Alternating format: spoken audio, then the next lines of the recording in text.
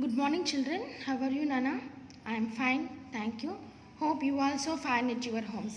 Nana, in yesterday class, I explained you about test for starch. Starch అంటే ఏం చెప్పానన్నా పిండి పదార్థం. సో మనం తీసుకున్న ఫుడ్లో స్టార్చ్ ఉందా లేదా అది ఎలా ఉంది అనే దానికి మనం ఎలా ఎక్స్పెరిమెంట్ చేసామో నేను ఆల్రెడీ మీకు ప్రీవియస్ క్లాస్లో ఎక్స్ప్లెయిన్ చేశాను కదా.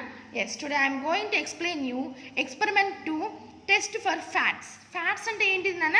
ఎస్, కొవ్వు పదార్థాలు. ఏంటి నాన్న, మనం తీసుకునే ఫుడ్లో ఫ్యాట్ కంటెంట్ ఉందా లేదా అనేది ఎలా తెలుసుకోవాలనేది ఇప్పుడు మనము ఇంకొక ఎక్స్పెరిమెంట్ ద్వారా చూద్దాం నాన్న. See, take a small quantity of each sample. Take a small quantity of each sample, rub it gently on a piece of paper. If the paper turns translucent, the substance contains fats. ఏంటన్నా, ఇప్పుడు మనం ఏదైతే fat ఉన్న food items తీసుకుంటున్నామో so అది small క్వాంటిటీలో తీసుకోమని, ఒక చిన్న క్వాంటిటీలో తీసుకొని rub it gently on a piece of paper. చూడండి, ఇక్కడ ఒక ఇమేజ్ ఇచ్చారు ఫిగర్ 4లో. One boy is rubbing some food item on the paper. వేసాను అలాగా చిన్నగా జెంటిల్ అంటే ఏంటంటే స్మూత్గా ఒక పేపర్లో రబ్ చేయమంటున్నారు. If the paper turns translucent, the substance contain fats. ఆ పేపర్ కొంచెం ట్రాన్స్లెంట్గా చేంజ్ అయింది అంటే అందులో ఫ్యాట్ ఉంది అని అర్థం. See one example here given మా.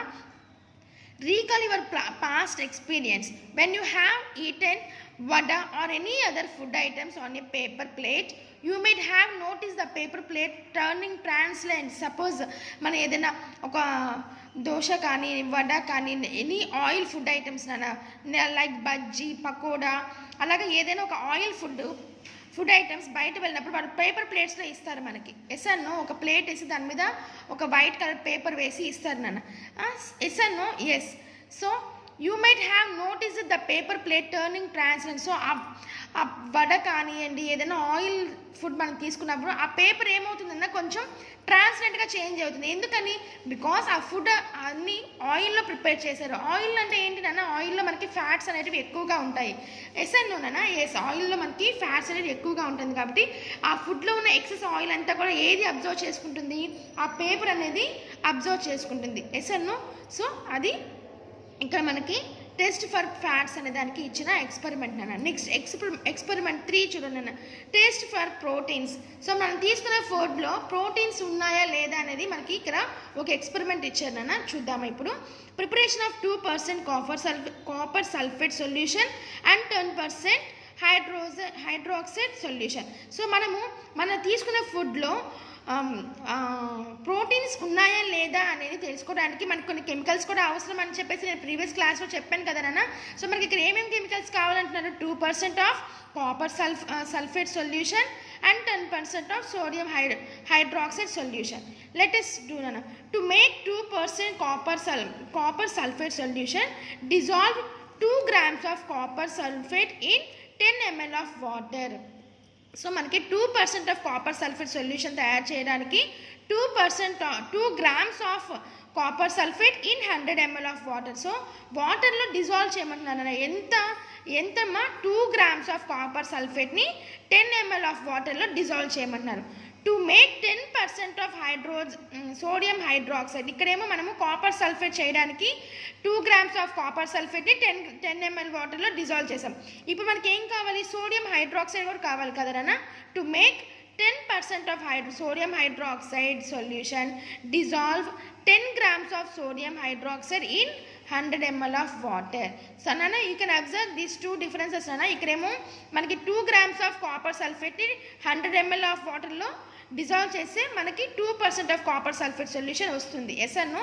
ఇక్కడ మనకి 10% ఆఫ్ సోడియం హైడ్రాక్సైడ్ సొల్యూషన్ కావాలి అంటే dissolve 10 grams of sodium hydroxide in 100 ml of water.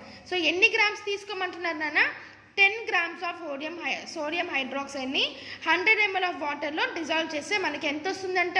10% of sodium hydroxide solution వస్తుంది. ఓకేనా? నెక్స్ట్ సీన్ అన్న. 1 gram of sodium hydroxide equal to 6 pellets of sodium hydroxide. ఏంటన్నా? 1 gram of sodium hydroxide equal to 6 pellets of sodium hydroxide. ఓకేనా? Next, if the substance you wish to test is a solid, grind it to powder or paste. Solid అంటే ఏంది నాన్న మనం చెప్పాం. Suppose ఒక solid అనే వాటికి షేప్ ఉంటుంది, ఎస్ అన్నో ఒక షేప్లా ఉంటుంది అని కదా. సో అలాంటిది అయితే వాటిని ఫస్ట్ మనం ఏం చేయాలంటున్నారు, గ్రైండ్ చేయాలి. అలాగే వాటిని పౌడర్ కానీ పేస్ట్ కానీ చేయాలన్నాను. If the substance you wish to test, so మీరు ఏదైనా సబ్స్టెన్స్ని తీసుకొని అది టెస్ట్ చేయాలంటే ఆ సబ్స్టెన్స్ ఎలా ఉంది, సాలిడ్లో ఉంటే వాటిని మనం గ్రైండ్ చేసి పౌడర్ అయినా చేయాలి లేదా పేస్ట్ అయినా చేయాలి. ఓకేనా. Take a little of it in the test tube and add 10 drops of water to the powder and stir it well. ఓకేనా. ఇక్కడ ఏమంటున్నారంటే మన తీసుకున్న సబ్స్టెన్స్ని మనం పౌడర్ చేసాము లేదా పేస్ట్ చేసాం కదన్నా, ఆ రెండింటిని తీసుకొని ఒక చిన్న టెస్ట్ ట్యూబ్లో వేసి 10 drops ఆఫ్ వాటర్లో దాన్ని బాగా మిక్స్ చేయాలన్నా. ఎన్ని డ్రాప్స్ ఆఫ్ వాటర్లోనన్నా 10 drops of water to the powder and stir it well. In case మీరు పేస్ట్ తీసుకున్నా సరే నన్ను 10 drops ఆఫ్ వాటర్ వేసి అది బాగా కలిసిపోయేటట్టు మిక్స్ చేయాలన్న. Take 10 drops of this solution in a clean test tube and 2 drops of copper sulphate solution and 10 drops of sodium hydroxide solution to the test tube and shake it well. సీనా మనం ఇక్కడ ఏదైతే food substance తీసుకున్నాం కదన్నా, ఆ పౌడర్కి మనం 10 drops of వాటర్లో mix చేసి బాగా మిక్స్ చేసాం కదన్నా, అది ఆ మిక్సర్ని ఇంకొక మంచి క్లీన్ టెస్ట్ ట్యూబ్లోకి తీసుకోవాలి. ఎన్ని drops, take 10 drops of this solution in a clean test tube. So ఏదైతే మనం ఫుడ్ ఐటెం తీసుకున్నామో అది వాటర్లో బాగా మిక్స్ చేసాము, అది ఇంకొక టెస్ట్ ట్యూబ్లో ఎన్ని డ్రాప్స్ తీసుకోమంటున్నారన్నా, 10 drops తీసుకోమంటున్నారు. తీసుకొని 2 drops of copper sulphate and 10 drops of sodium hydroxide solution to the test tube and Sheikh it well. ఆ ఫుడ్ సొల్యూషన్లో మనము 2 drops ఆఫ్ కాపర్ సల్ఫేట్ అలాగే 10 drops of sodium hydroxide solution రెండు వేసి బాగా షేక్ చేయాలన్నమాట. ఏం చేయాలన్నా, shake well. Change of colour to violet are purple confirms presence of proteins. So మనం తీసుకున్న ఫుడ్ ఐటమ్ పర్పుల్ కలర్లో కానీ లేదా వైట్ కలర్లో కానీ చేంజ్ అయ్యిందంటేనా అందులో మనకి ప్రోటీన్ ఉంది అని అర్థం. ఏంటన్నా, ప్రోటీన్ ఉంది అని చెప్పేసి అర్థం నాన్న.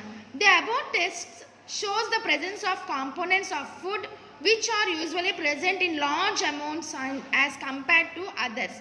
All types of food that we eat contain all the above mentioned food components. The quantity of each components varies from type to type. ఇలాగేనన్నా మనం తీసుకున్న ఫుడ్ ఐటమ్స్లో ప్రోటీన్ ఉందా లేదా అనేది తెలుసుకోవడానికి మనము ఇలా ఎక్స్పెరిమెంట్ చేయొచ్చు నాన్న. సో ఇది మనం ప్రోటీన్ ఉందా లేదా అని కనుక్కోవడానికి మనకి ఎటువంటి కెమికల్స్ కావాలి అంటే కాపర్ సల్ఫేట్ కావాలి, అలాగే సోడియం హైడ్రాక్సైడ్ సొల్యూషన్ కావాలి.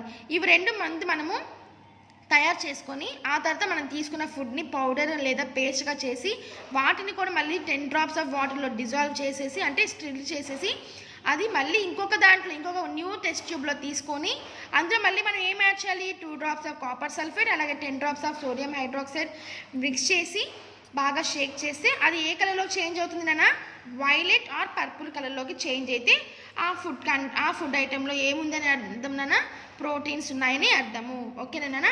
See here one more is there nana. In rice carbohydrates are more. In rice carbohydrates are more, whereas in oil fats are present in more quantity. Nana చూడండి, rice మనం తీసుకున్న రైస్లో ఏముంటుంది నాన్న, carbohydrates అనేది ఎక్కువగా ఉంటుంది. బట్ ఆయిల్లో మాత్రం ఫ్యాట్ అనేటివి ఇంకా ఎక్కువగా మోర్ క్వాంటిటీగా ఉంటాయి అనమాట. సో రైస్లో కార్బోహైడ్రేట్స్ అనేటివి మోర్ నాన్న, బట్ ఫ్యాట్స్లో are present in more quantity. Fats ఆయిల్లో మాత్రం ఫ్యాట్స్ అనేటివి ఎక్కువగా ఉంటుంది అని చెప్పేసి చెప్తున్నారు నాన్న. నెక్స్ట్ నాన్న, లెట్ us do 4 నాన్న, testing for food items. This one I make another video అమ్మ. Up to the children, stay home, stay safe.